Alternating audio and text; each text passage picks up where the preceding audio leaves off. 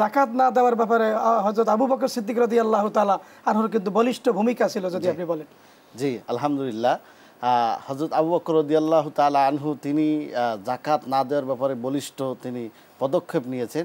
কিন্তু যাকাত এমন একটি বিষয়, ভাই যে বলেছেন যাকাত না দিলে তাই এর কিন্তু ভয়াবহ শাস্তি, যেটা কোরআনুল কারীমের ভিতরেই আল্লাহ তাআলা বলছেন যে তাদের স্বর্ণ রৌপ্যগুলো যারা আল্লাহ রাস্তায় ব্যয় করে না, শুধুমাত্র জমা করে কিন্তু আল্লাহ রাস্তায় ব্যয় করে না, এগুলোকে জাহান্নামের আগুনে পোড়ানো হবে এবং তার গলায়, পার্শ্বদেশে, তার কপালে এগুলো দেওয়া হবে। আর বলা হবে, এই নাও তোমার গচ্ছিত সম্পদ, এই নাও তোমার গচ্ছিত স্বর্ণ, এই নাও তোমার গচ্ছিত রৌপ্য। এভাবে তাকে জাহান্নামে দাউ দাউ করা আগুনের ভিতরে এইভাবে শাস্তি দেওয়া হবে। আমাদের দেশে দেখবেন বড় লোক যারা আছে তারা দেখবেন নামাজ পড়ে কিন্তু যাকাত দেয় না।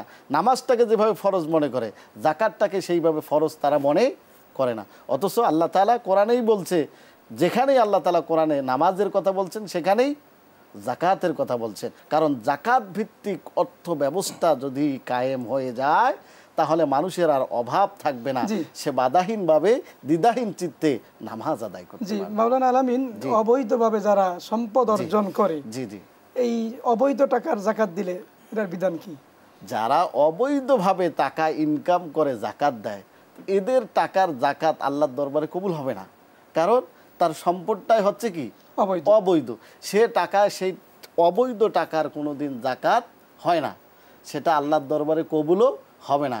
কারণ কেউ যদি হারাম উপার্জন করে, সেই হারাম উপার্জন, আল্লাহ তাআলা বলছেন কি, ওয়াহাল্লাল্লাহুল বাইয়া ওয়া হারামার রিবা, আল্লাহ ব্যবসাকে হালাল করেছে এবং সুদকে হারাম করেছে, ঘুষকে হারাম করেছে।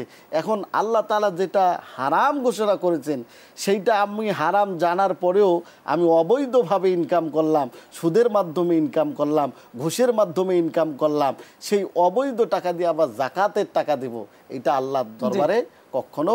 শুকরিয়া, জাযাকাল্লাহ।